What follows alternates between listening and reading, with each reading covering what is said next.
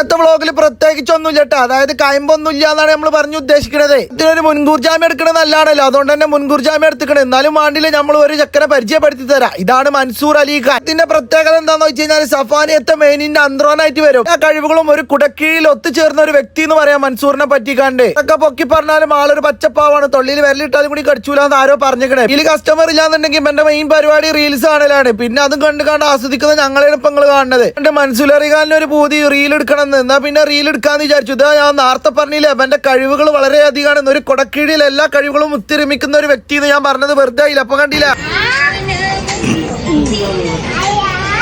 മൻസൂറിന്റെ മറ്റൊരു കഴിവാണ് എടുത്ത വീഡിയോ അപ്പൊ തന്നെ എഡിറ്റ് ചെയ്ത് അപ്പൊ തന്നെ അപ്ലോഡ് ചെയ്യാന്ന് പറയുന്നത്. സ്പോട്ട് എഡിറ്റിംഗ് എന്നൊക്കെ ഇതിന് മലയാളത്തിൽ പറയും. തലമ്മ വരച്ച വരെ നമ്മളെ മൂട്ടിൽ വരച്ചിക്കണമെന്ന് നമ്മൾ എന്തോ രക്ഷപ്പെട്ടിരുന്നു. ഇത് നമ്മളെ രണ്ടാമത്തെ മലയാളിക്ക് പണി കഴിഞ്ഞിട്ടേ വേറെ എന്തോ ഉള്ളൂ, പണി കഴിഞ്ഞിട്ടേ ബാക്കി കാര്യങ്ങൾക്കുള്ളൂ എന്നുള്ള ഒരൊറ്റ ചിന്തയിലാണ് മൂപ്പിൽ ജീവിച്ചോണ്ടിരിക്കുന്നത്. പിന്നെ നമ്മൾ അടുത്ത പരിപാടി എന്ന് പറഞ്ഞാൽ ഫുഡ് അടിക്കലാണ്. നമ്മളിന്ന് അഫ്ഗാനി റൈസ് ആണ് കഴിക്കുന്നത്. അഫ്ഗാനികളെ ഹോട്ടലിൽ നിന്നാണ് പോയത്. അഫ്ഗാനികളെ ഈ റൈസും വില ഈ അൽഫാമും മക്കളെ ഒരുജാതി സാധനമാണ്. ഇതിനെന്താ പ്രത്യേകിച്ച് പറയണ്ടെന്ന് അറിയില്ല. പെരുംജാതി ടേസ്റ്റ്, ജിഞ്ചിന്നാക്കടി സാധനം. ഒരു വറ്റ് പോലും ബാക്കിയൊക്കെ മൊത്തം ഉണ്ടാക്കി കയറ്റലാണ് നമ്മളെ പരിപാടി. നിന്നിക്കാണ്ട് നേരെ റൂമിൽ പിടിച്ചു. അപ്പൊ ശരി ടാറ്റാ.